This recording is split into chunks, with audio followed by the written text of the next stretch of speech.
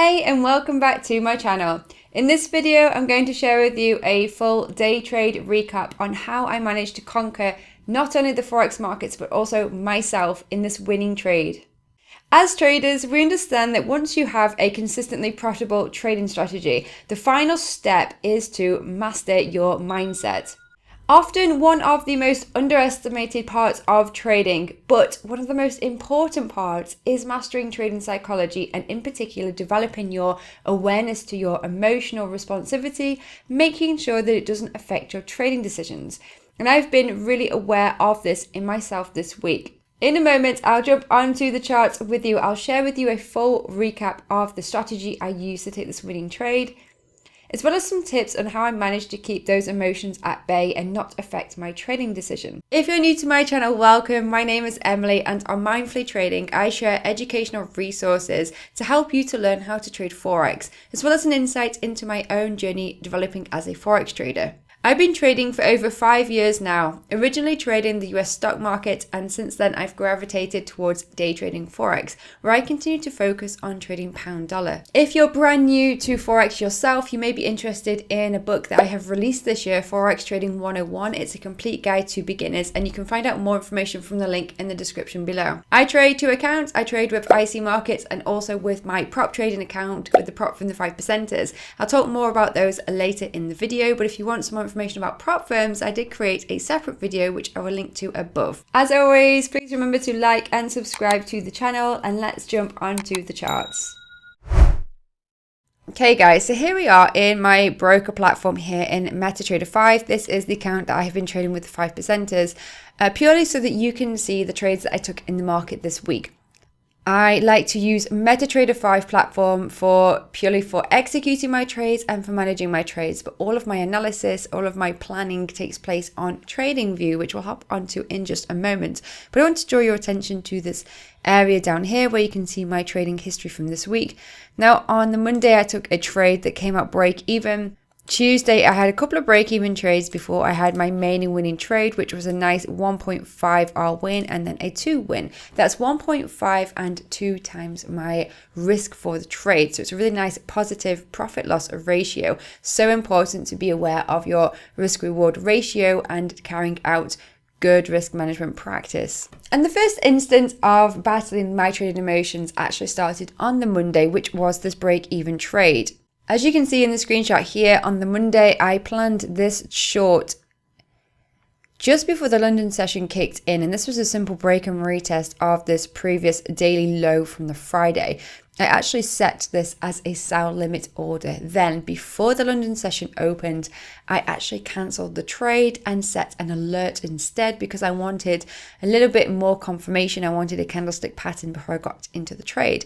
Now, unfortunately, it didn't give me the opportunity to get into this. I missed it, and it would have just triggered me in and dropped very nicely to my target. So Monday morning, I actually started pretty frustrated because I planned this winning trade and then I cancelled it and then I missed it, which is never a good start to a week. Which meant that moving on later in the day on Monday during the New York session, I set this long position here when we got this double bottom pattern after this bullish engulfing candlestick. Now, as price pushed up into my profit, I brought my stop up to break even, which was a really good job I did. Otherwise, it would have dropped straight down to my stop loss. And that's mainly because I felt that there was a risk that I was emotionally involved in this because I missed the first trade. So there was a little bit of revenge trading going on, but also because it was against this overall trend. I was aiming for a reversal, but it wasn't a strong setup. We didn't break the structure and close above it. So for those reasons, I decided to just get out of the trade as it went into profit. Now that was Monday's trades, but let's jump onto TradingView and look in more detail at Tuesday's trades, in particular this winning trade here on GU. So before we draw anything at all, let's just look at the pure empty clean charts, the daily charts for GU. As you can see, over the majority of this year, it has been coming up in an uptrend. And from the end of August, we've actually been in this little short-term pullback. It could be a deeper pullback, we don't know yet. It could be a reversal long-term, we don't know yet. All we know is that price is dropping down, and on the Friday, we got this really nice bearish engulfing candlestick, which indicated on the Monday that price was going to continue coming down. And that was all the analysis I carried out on the Tuesday morning before the session really began. It was enough for me to identify these key daily indicators indicating that price is coming down, but to help me to really focus my goal, my bias, trading intraday on the day, I always look on forexfactory.com. Forexfactory.com is a fantastic resource. It's free and it shows any upcoming news and events that are due out. So on the calendar here, I've got it filtered on just pound and the dollar, and also Canadian dollar and euro, because they can sometimes influence that currency pair. And I have it filtered on the most major news impact. Now on the Tuesday, there's actually, other than a GU claimant count change, there's nothing major happening for pound or for dollar. So the plan for my trade, my winning trade as it turned out on Tuesday, was based purely on technicals. However, looking further into the week, Wednesday we had core CPI, Thursday we had core PPI. So I knew that news was going to heat up the markets moving on into the week. And so my plan was Tuesday, if there was a technically sound trading plan, I was going to take it and try to hit my target for the week before the news was due out, because from past experience, CPI and PPI can create quite a choppy market environment.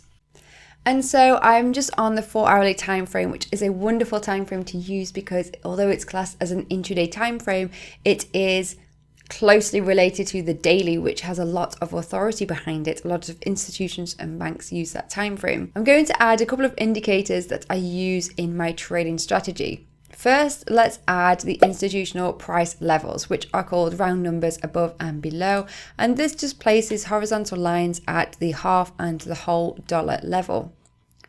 Next, I'm going to add daily high / low indicator, and it's pretty much in the name. It shows you the previous daily low, the previous daily high, which you can do manually, but I just find the indicator to be a lot quicker.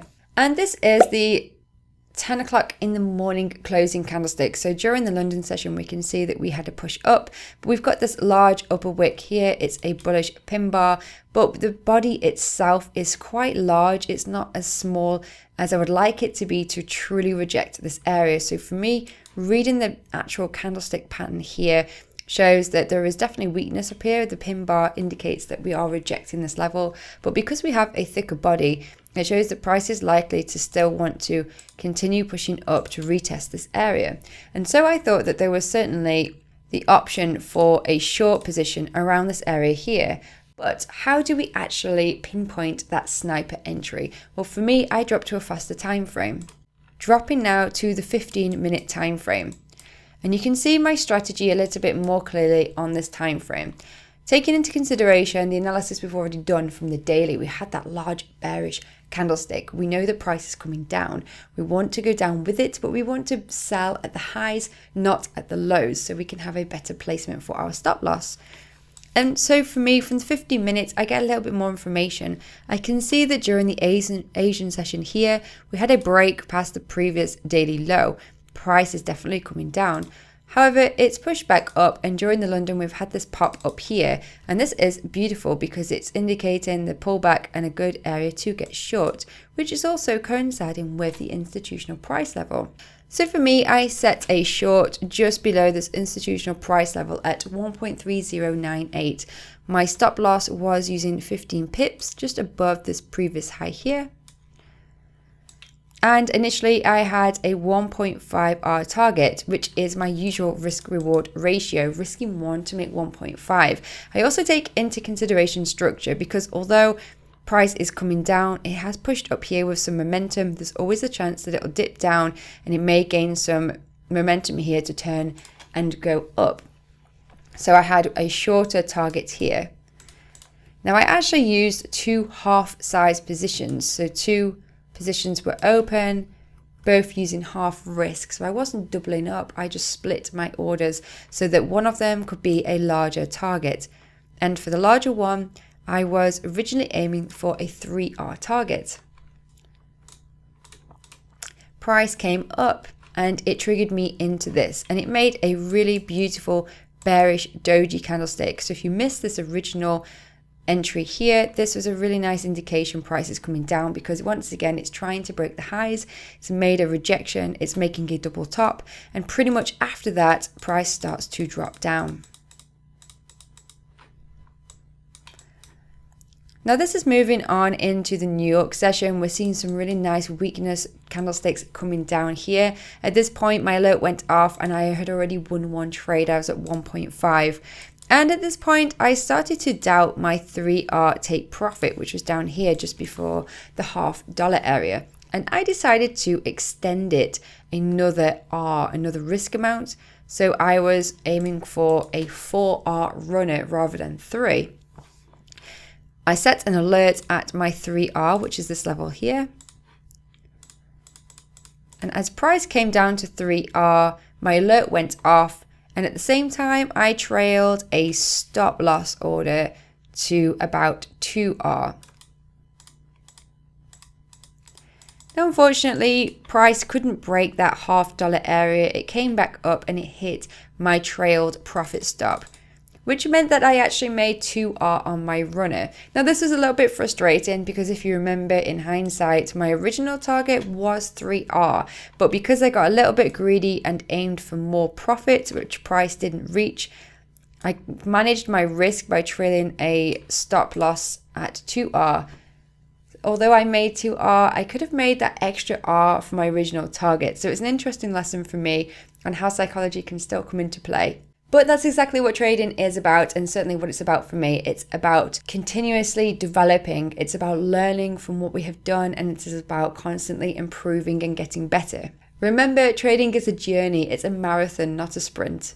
Now, in fact, you can probably see from my trading account here that I had 2 break-even orders. That's because I originally placed the 2 exact same orders at the beginning of that double top pattern. And then I was trying to get out of the house with my 2 little boys. If you're new to my channel, I have 2 children. I have one who will be 1 next week. That's gone so fast. And my eldest son, Samuel, was about 2.5 years old. So I have my hands full and I'm a full-time mother. They're not in nursery yet. And after I set these 2 trades, we were basically getting ready to go to the park. The boys were having a complete meltdown. And as we were getting in the car, I was trying to manage my trade on my phone and it just was not happening at all. They weren't letting me concentrate. So in the end, I just kind of set this break-even stop because I didn't know what else to do, which got triggered. Fortunately, when we got to the park, they fell asleep in the car and I had a really nice 20 minutes in the car, undisturbed, to just figure out what was going on and set these 2 positions here, which resulted in my wins. The joys of being a full-time trader mum. But for those of you who are interested in the development of my prop trading account with 5%ers, I'm currently enrolled in the Hypergrowth program. I've been in this pretty much the majority of this year. It's certainly taken me some time to pass, and that is because I have got quite a lot of other challenges going on against my trading. Mainly my 2 boys and juggling the emotions that go with being a full-time trader and mother. But I'm just so happy that the account is growing, even if it's slowly. I don't really care at this point. I'm focusing on my trading quality, taking the best trades. And for me, it's so important, and it really helps that the 5%ers don't have a time limit on this account, because by now I would have lost the account because I have taken about 6 months so far. And most prop firms give you a deadline and it makes it very stressful, but the 5%ers have removed that deadline, so you can have as much time as you need to pass the challenge as long as you remain active in your account. But they give you plenty of days to stay active in hypergrowth, which is especially helpful if you are a swing trader. If you want some more information about hypergrowth, I have got a separate video with a full review, or you can get some more information from their website, which is linked below in the description. Meanwhile, how have you guys done this week trading? Do let me know in the comments below. It's always great to hear from you. Please remember to like the video if you've enjoyed it, subscribe if you're not already subscribed to the channel, and I'll catch you on my next video. Thanks for watching. Bye.